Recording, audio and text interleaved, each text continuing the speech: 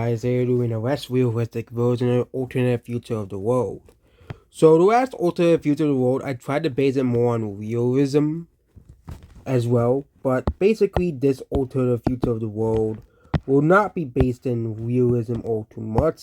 It'll be actually more in line of several alternate future worlds that I used to watch all the time, where there's two major alliances. So of course, as of now, there's NATO, was just invaded Sweden and Finland. This causes Russia to be pretty angry, as they didn't want NATO to expand this far.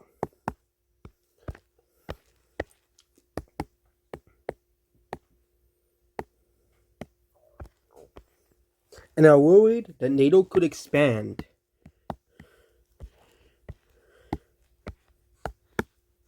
way further. No, we're not counting those Canadian islands in. Okay, we will. But Russia does not like the fact that NATO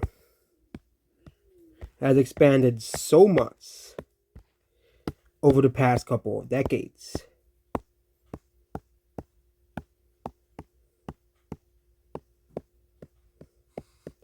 However, Vladimir Putin's popularity has declined relatively. The Russian media is actually lying that Vladimir Putin is actually a popular leader. This is why the Russian government tried to make sure there was no opposition. It is because the government is in fighting. A new government is formed. New Russia is born, or the new USSR. Communism has taken over. With the help of China, basically overthrew the Russian government to create a new world. This new Russian government creates an alliance with China, known as the Beijing Pact, or the Russo-Chinese Alliance. Considering there's only two countries, it will be known as the Russo-Chinese Alliance. Niger invades Burkina Faso over water.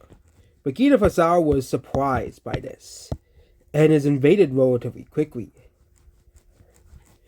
However, Niger and Burkina Faso are really weak countries, so no one bats an eye here.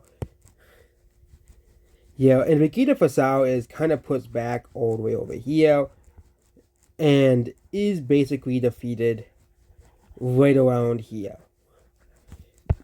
The Niger military defeats Burkina Faso and annexes the whole country.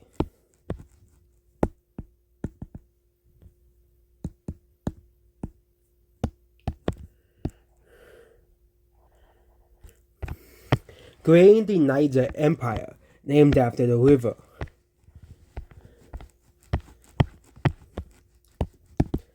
Iran, being angry at Israel, launches even more missiles at Israel. This causes Israel to respond with an attack. Israel declares war, already at war with Lebanon and Palestine.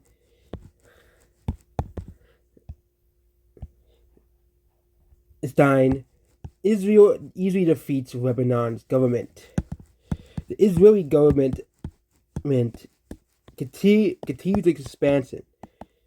Many countries oppose this, with the exception of the United States and UK as well. This whole scuffle causes several countries to leave NATO, as basically they're allowing an imperialist state to expand. Hungary and Romania both leave NATO, which leaves the US very upset that they'll leave NATO over this petty squabble. Next is China. China wants to create more allies. China does a coup to create an authoritarian government in Zambia. This government is very pro-China as well, creating the third country in this pact. They're creating the third country. Zambia invades multiple countries in Africa,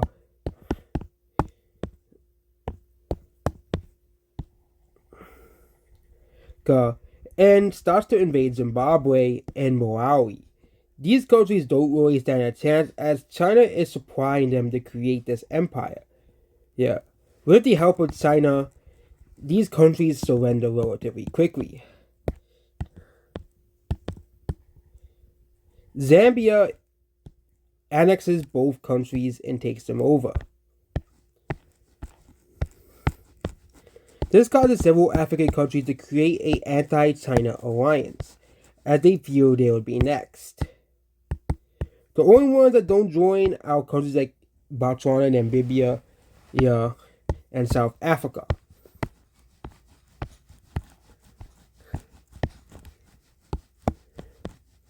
Meanwhile, the final push against Russia begins. With the help, the Ukraine and several pushes a surprise invasion of Russia. With the help of NATO, though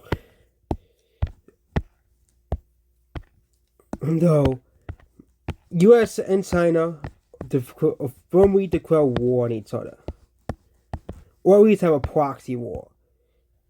Ukraine, with the help of the United States, invades Russia.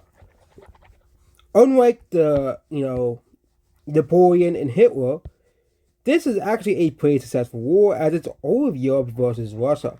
Russia is not the strong country it once was. Kazakhstan also declares war on Russia, trying to gain more land for itself. Kazakhstan wants to recreate the glory of the Kazakh Empire that once ruled the steppes. However, China turns its back on Russia as they want to take over all of this land over here. Russia feels betrayed as basically China is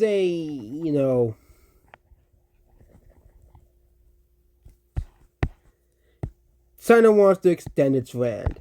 They're not helping the West.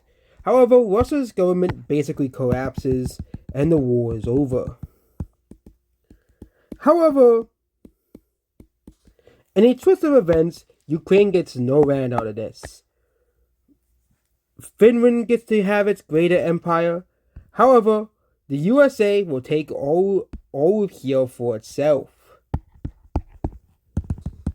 This angers Ukraine, as Ukraine was promised all of this land. But USA says, you're not a member of NATO, so you lose. Even though Ukraine was denied from having NATO membership. The Kazakh Empire is also created as well, and Russia has been basically relegated to Kamchatka. The USA will annex all of this, and Kazakhstan will greatly extend its land border.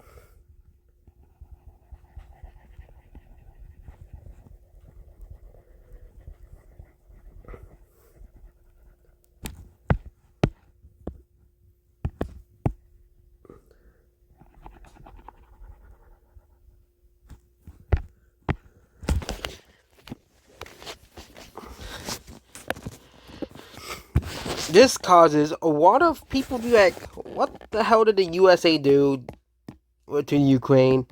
Also, USA gets to keep Crimea as well. This furthers really angers the Ukrainians. The Kurds rebel and finally gain their own country. That's it.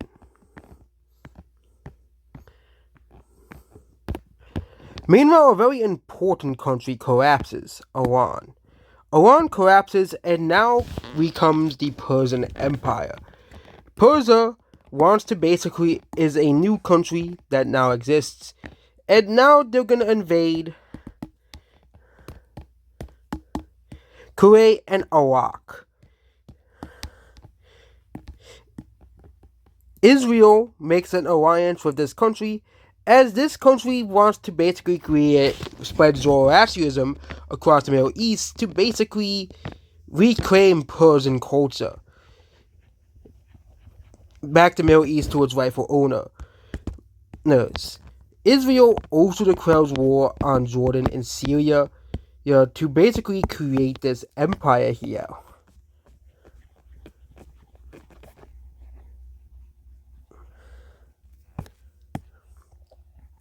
Syria and Iraq surrender alongside Kuwait.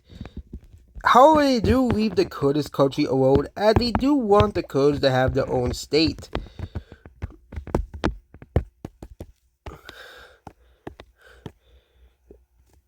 Oh, I forgot Turkey's a member of NATO. They don't attack Turkey as Turkey is a member of NATO.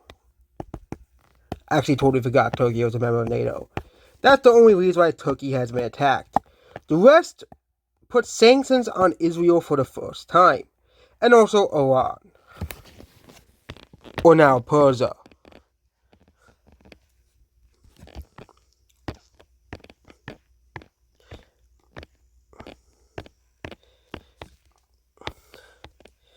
China invades Mongolia.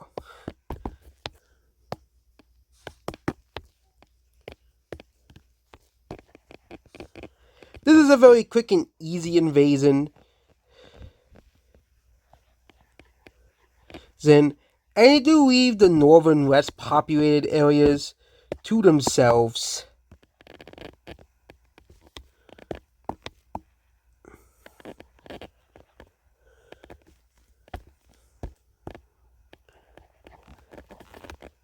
And that's all for part 1.